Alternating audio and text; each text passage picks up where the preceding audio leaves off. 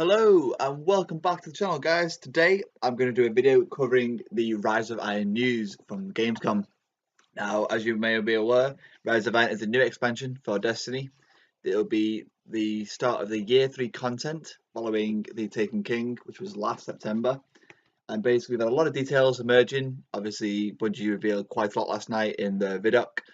They basically showcased the new raid, the new strike, the new exotics, ornaments, weapons, armor sets, the new zone, new enemies, a new area mode, a new PvP mode, private matches. They pretty much covered a lot of things that we don't know about, and I thought that I'd sum it all up for you guys so that you get the facts and the simple things rather than have to spend hours and hours searching the content, searching YouTube, and just narrow it down to a nice simple video. So, what is Rise of Iron? Rise of Iron is basically the story of the Iron Lords.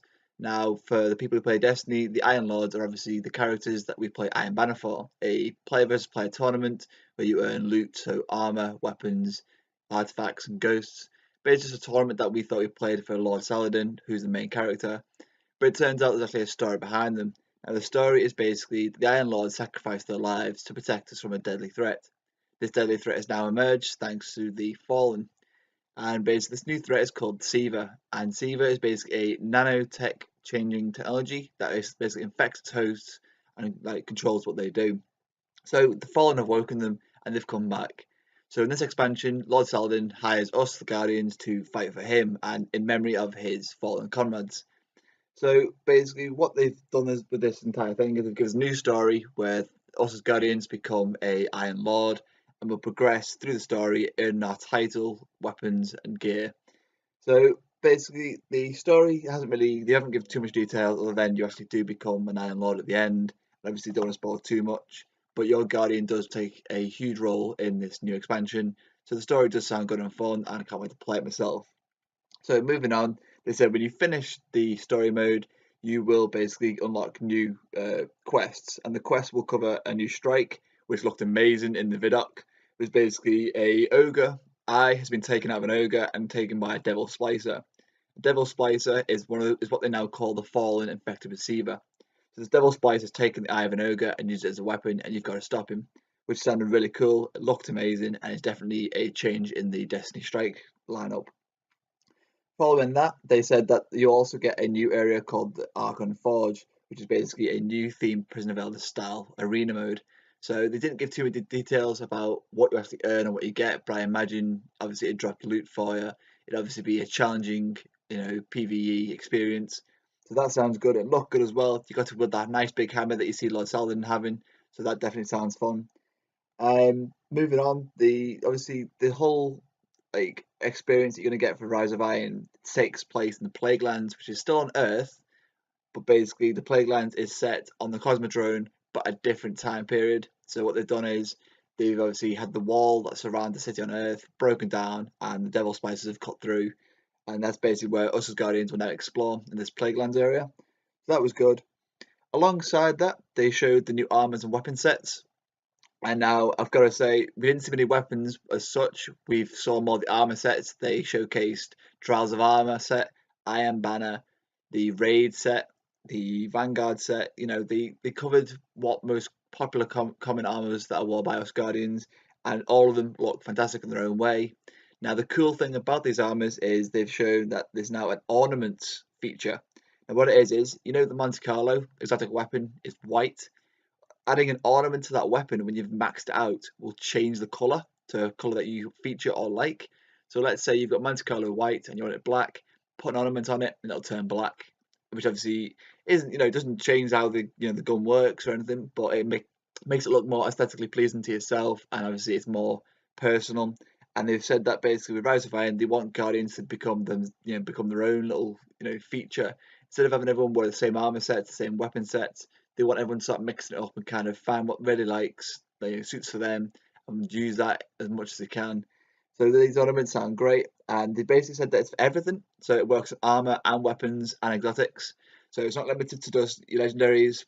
It's not limited to exotics. It's all around everything that you pick up in Rise of Iron, which is fantastic. Alongside that, new exotics have been announced. We saw a picture of a machine gun and obviously they showed the feature of the ornament going on top of it and changing the colour of the weapon. Not many more details about the exotics, but I mean, they did promise that, there's going to be plenty of new things. So Galahorn returns from year one players, Thorn returns, sadly, woo. And basically, we're going to see a lot more exotics, and they're going to be a mix up, and hopefully we'll see some ones from Taken King that, we dropped or, were taken down from the database. You never know, but they've promised plenty more exotics, and we're going to see plenty of that. So alongside when I mentioned Thorn, they've also introduced a alternate for your artifact. Now artifacts were brought in at Taken King, and they were basically built to boost up your light level, and were another key factor to leveling up to 335. Now these artifacts now actually play a role in how they work.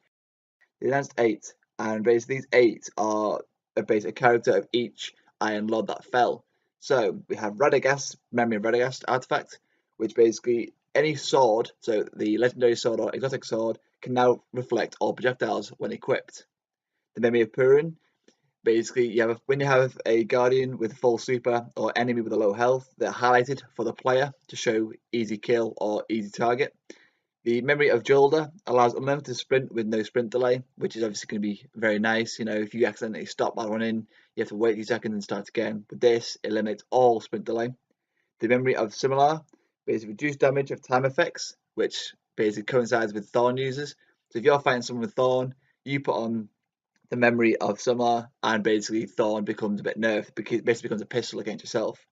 The Memory of Fellwinter, you lose your super, but instead you gain a double grenade and melee charge, and orbs now recharge your melee and grenade instead. So obviously it's kind of like having a warlock with the Song of Flame on, except without the super. So the Memory of Gillion, it basically gains a detailed radar even when aimed in. Now that's all I can find about it, and obviously that's all Bungie have showcased. Now whether again detailed radar means a bigger radar, or whether when aimed in you get to see different things, I'm not sure, but I mean we'll soon find out. The Memory of Scurry, speed up recharge for nearby allies, so allowing them to build up their super quicker while around you. And the Memory of Timor, it turns minions of darkness to an ally for 30 seconds, which sounds amazing, and according to the vidoc, is absolutely a fun one to use. And you can turn a Devil Splicer into your ally for 30 seconds. If it doesn't die by the enemy after 30 seconds, obviously it turns back to being a bad guy and kills you. But obviously you can just kill that once you're finished with it, using it for your benefit. So to finish off, guys, the last few bits. Obviously, there's a new raid with the Rise of Iron. It's going to cover the Wrath of the Machine. No details at all. They're keeping it under wraps, but they just said it's called the Wrath of the Machine. So as you can guess, put that to your head. Think about it. I've got no details about it, I'm afraid, but I mean it does sound cool. And what we've seen, of the vidoc, I'd definitely say it's going to be promising to play. But the final bit, which I'm not really bothered about, is the new PvP mode, which is called Supremacy. Now, the Supremacy is basically a Call of Duty ripoff of Call Confirmed.